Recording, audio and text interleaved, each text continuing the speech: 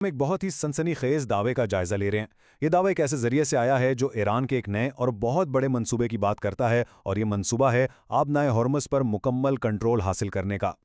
تو یہ بیان ایران نے امریکہ کے سر پر ہتھوڑا دے مارا ہے، یہ صرف ایک جملہ نہیں ہے۔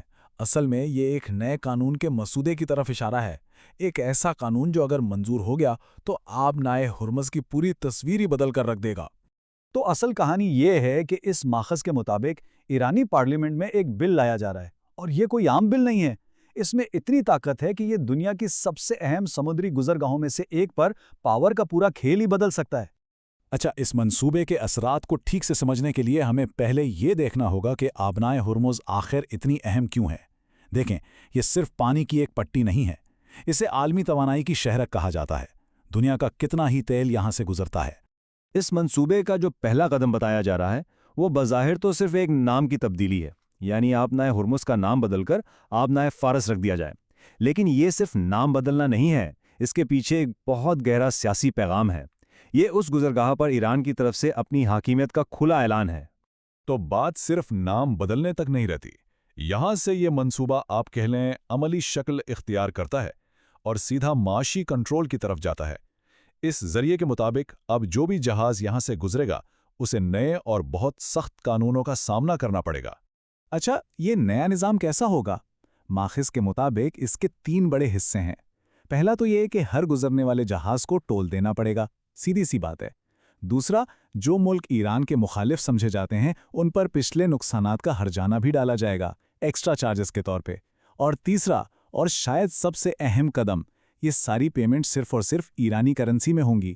تو یہ صرف پیسے بنانے کا کھیل نہیں ہے، بلکہ یہ اپنی کرنسی کو مضبوط کرنے اور معاشی طاقت کا مرکز بننے کی کوشش ہے۔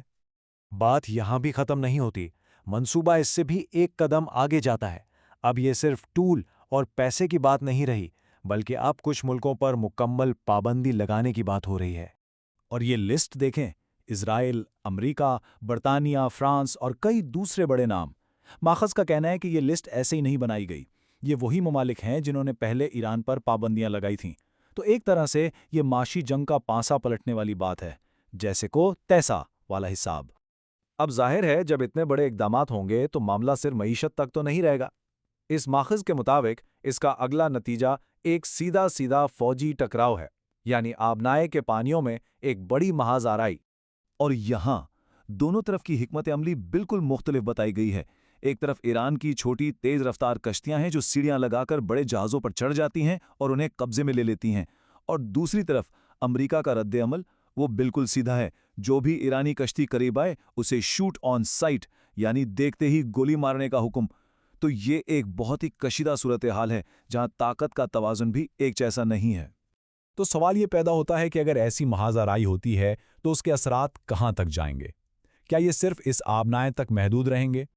بالکل نہیں، اس ذریعے کے مطابق اس کے اثرات پوری دنیا میں محسوس کیے جائیں گے۔ یہ ایک ایسی لہر شروع کرے گا جو عالمی معیشت سے لے کر پورے خطے کے امن کو تہس نہس کر سکتی ہے۔ اور یہ اثرات کیسے ہوں گے؟ 3 بڑی باتیں بتائی گئی ہیں۔ ایک، عالمی معیشت، تیل کی قیمتیں آسمان سے باتیں کرنے لگیں گی اور قابو سے باہر ہو جائیں گی۔ 2، علاقائی سیاست، یہ لڑائی بحیرہ احمر تک پھیل سکتی ہے جہاں ایران یمن کو بھی چول وصول کرنے پر اکسا سکتا ہے۔ اور 3، بین الاقوامی تعلقات، خلیج کے ممالک جو امریکہ کے اتحادی ہیں وہ خود کو بالکل تنہا اور خطرے میں محسوس کریں گے۔ اور آخر میں یہ ماخذ اس پورے معاملے کو ایک بہت بڑی تصویر میں پیش کرتا ہے۔ یہ کوئی اچانک لیا گیا فیصلہ نہیں ہے، بلکہ اسے ایک سپر کمپیوٹر کی طرح بنایا گیا ماسٹر پلان کہا جا رہا ہے۔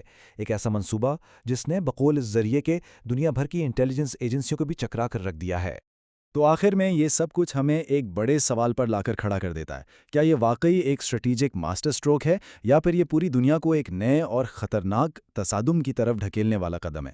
اس ذریعے کے مطابق دنیا اس وقت ایک بہت ہی نازک موڑ پر کھڑی ہے، اور آگے کیا ہوتا ہے یہ دیکھنا ہوگا۔